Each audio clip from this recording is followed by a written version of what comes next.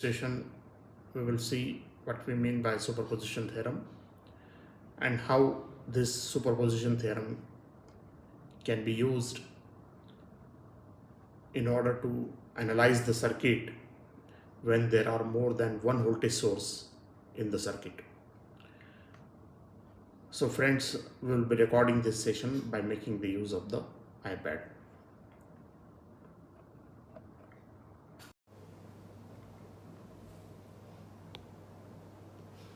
So let us understand what is the statement of the superposition theorem. Superposition theorem states that if there are more than one voltage or current source in the circuit, then each source act independent of the other. Then each source act independent of the other sources. That is, each source will produce voltage and current in the circuit, and the effective voltage or the effective current in the circuit is the summation of the voltages or currents that are produced by all the sources. That is, whenever we want to make the use of superposition theorem, then while performing the analysis of the circuit by using the superposition theorem, the steps that are required are like this. First of all, remove the other source. So if it is a voltage source, then you need to ground it, that is, make it 0. If it is a current source, then you need to open it. So if there are two sources, then keep only one source at a time and remove the other source. And then you need to calculate the voltage or current by first source. So whatever is there, the first source, calculate the voltage or current at the different points by using the first source. In the third step, you have to remove the first source, and when you remove the first source, means if it is a voltage source, then ground it. If it is a current source, then open it, and then calculate the voltage or current by using the second source.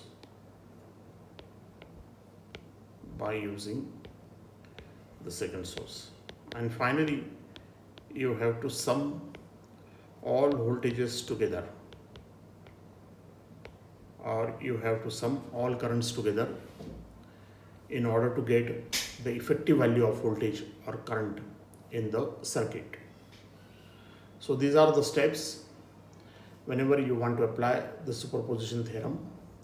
Remove the second source. If it is a voltage source, ground it. If it is current source, open it. Calculate the voltage and current by the first source. Then remove the first source, means make it 0 if it is voltage source, or open it if it is a current source. Then calculate voltage and current by the second source, and then you have to sum all voltages and currents together in order to get the effective value of the voltage or current in the circuit. Now let us understand how this theorem is useful in order to analyze the circuit. Let us consider a simple circuit consisting of resistance R1, resistance R2, resistance R3, and suppose there are two sources V1 and V2. V1 is of 10 volt, V2 is of 3 volt. All these resistances are of 2 ohms.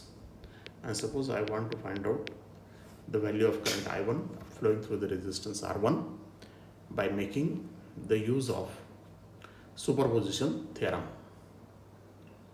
So the steps will be keep the first source and ground the other source. So I will reduce V2 to 0. So this is 2 ohm, this is 2 ohm, and this current I1 I will call as I1 dash. So from the circuit I will observe that this 2 ohm will come parallel with each other. Their effective resistance will be of 1 ohm, and therefore I1 dash will be 10 volt divided by 2 plus 1, that is 3.33 amperes. So this is my first step. In the second step, what I will do is that I will reduce this V1 to 0, and I will keep V2 as it is. So this is my 3 volt. To this current I will call I2 double dash. This current I will call I1 double dash. Now first of all I will calculate I2 double dash, which is 3 volt divided by this 2 and this 2 again will be in parallel with each other, and therefore their effective resistance will be 1 ohm. So I2 double dash will be 1 ampere.